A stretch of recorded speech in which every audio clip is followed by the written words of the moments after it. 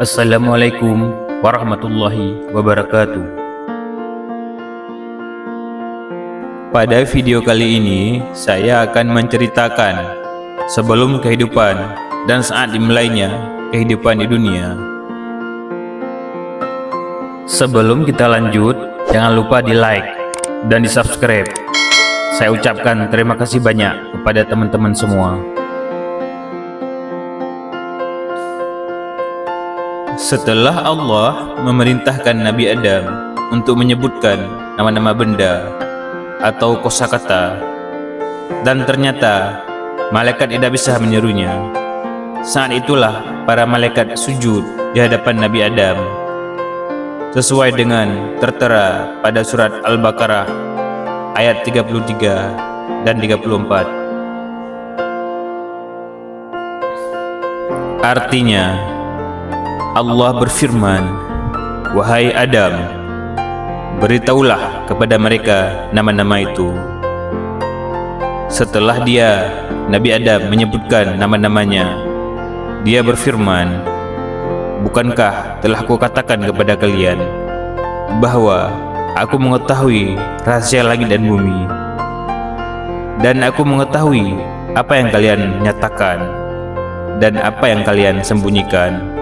Dan ingatlah ketika kami berfirman kepada malaikat, sujudlah kalian kepada Adam, maka mereka pun sujud kecuali iblis. Ia menolak dan menyombongkan diri, dan ia termasuk golongan yang kafir." Setelah memperlihatkan kehebatan Nabi Adam, Allah memerintahkan kepada semua makhluknya untuk sujud dalam artian hormat di hadapan Nabi Adam. Semua makhluk Allah taat kecuali iblis. Ada 3 makhluk yang saat itu masih ada di surga dan waktu belum berjalan. Mereka adalah malaikat, jin atau iblis, dan manusia. Iblis adalah makhluk Allah dari golongan jin yang memiliki kepatuhan seperti malaikat. Dimanapun malaikat berada, di situ pula terdapat iblis. Apapun yang dilakukan malaikat juga dilakukan oleh iblis, sehingga level kesalehan iblis sama dengan malaikat. Mereka setara dengan malaikat. Ketika Allah memerintahkan makhluknya untuk sujud kepada Adam, seharusnya iblis juga melakukan hal yang sama, tapi mereka enggan melakukannya hingga menjadi golongan kafir. Kafir dalam hal ini bukan berarti tidak menyembah Allah. Iblis tetap menyembah Allah. Mereka menjadi kafir karena dia adalah makhluk yang menutup hatinya dan tidak melaksanakan perintah Allah. Orang muslim yang tidak melaksanakan perintahnya, bisa jadi mereka adalah kafir. Namun, kafir bukanlah ateis. Iblis telah bertemu dengan Allah dan bercakap-cakap. Dalam Al-A'raf ayat 13, Allah bertanya, "Apa yang menyebabkan kamu tidak mengikuti perintahku untuk sujud kepada Adam?" Lalu iblis menjawab bahwa ia lebih mulia daripada Adam, karena Allah menciptakan iblis dari api, sedangkan Nabi Adam tercipta dari tanah. Maka ia merasa tidak pantas jika diperintahkan untuk hormat kepada Nabi Adam. Setelah itulah Allah menempatkan iblis ke dalam neraka, seperti yang tercantum pada surat ini. Artinya, Allah berfirman, "Turunlah kamu darinya surga, karena kamu tidak sepatutnya menyombongkan diri di dalamnya. Keluarlah, sesungguhnya kamu termasuk makhluk yang hina." Berlanjut kepada surat Al-Baqarah ayat 35 yang berbunyi, "Dan kami berfirman, wahai Adam, tinggallah engkau dan istrimu di dalam surga, dan makanlah dengan nikmat berbagai makanan yang ada di sana sesukamu. Tetapi janganlah kamu dekat pohon ini, nanti kamu termasuk orang-orang yang zalim. Allah adalah pembuat aturan. Jika Allah sudah memerintah, maka itu adalah syariat. Berlanjut pada ayat ke-36, setan mengelincirkan pikiran kedua manusia tersebut dari surga. Bagaimana caranya?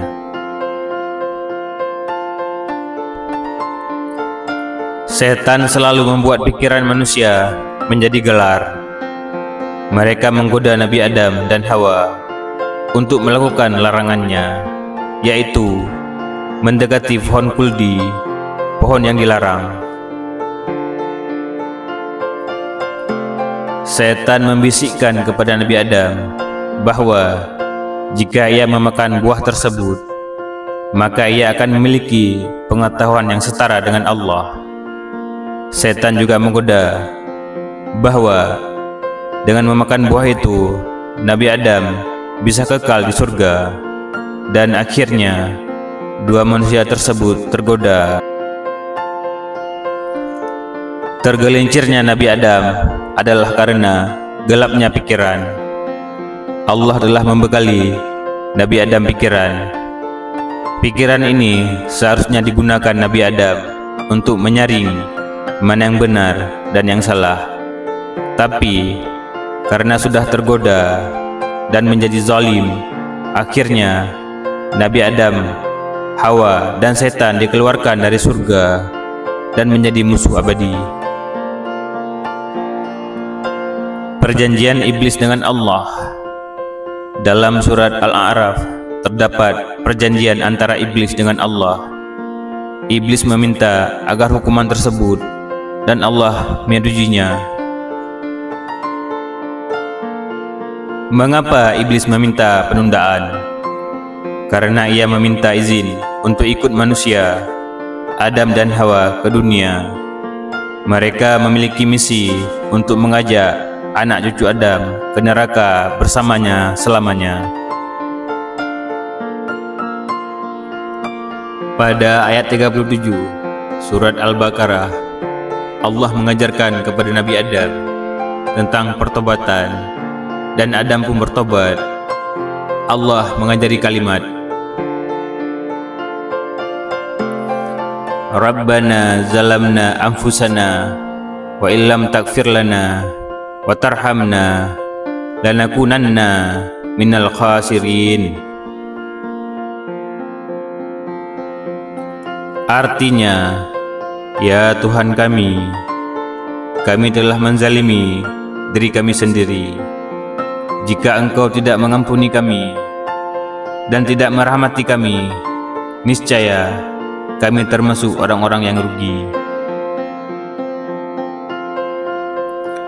Kalimat taubat ini tertuang dalam surat Al-A'raf ayat 23, dan akhirnya Allah mengampuni Nabi Adam dan Hawa. Walau sudah diampuni, mereka tetap harus ke bumi karena ketetapan Allah agar menjadi khalifah di bumi. Hal itu tertuang dalam ayat 38 dan 39. Allah memerintahkan semua makhluknya untuk turun ke bumi dengan tugas masing-masing. Nabi Adam turun sebagai khalifah, iblis dan setan turun sebagai penggoda Nabi Adam dan keturunannya, serta malaikat diturunkan untuk mengirim wahyu. Inilah yang menjadi awal mula sejarah kehidupan manusia. Hikmah yang bisa kita ambil dari tafsir ini adalah manusia selama hidup harus belajar dengan menguasai kata-kata, maka akan menguasai ilmu. Karena dengan kemampuan berpikir, manusia lebih baik dari malaikat.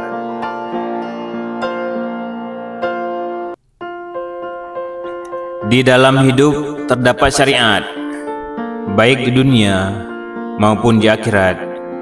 Jika Allah mengkehendakinya jika manusia tergoda dengan setan, tak apa, mereka bisa bertaubat dan Allah akan mengampuninya.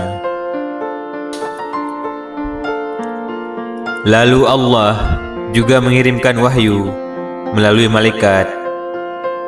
Siapa yang mengikuti wahyu tersebut, maka ia berbahagia dunia akhirat, dan barang siapa yang mengingkarinya, maka ia tergolong orang kafir.